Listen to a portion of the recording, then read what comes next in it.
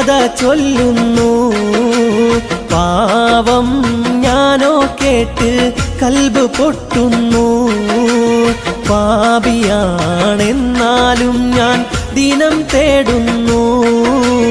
പാവനമായ റൗളയെ ഞാൻ കിന കാണുന്നു.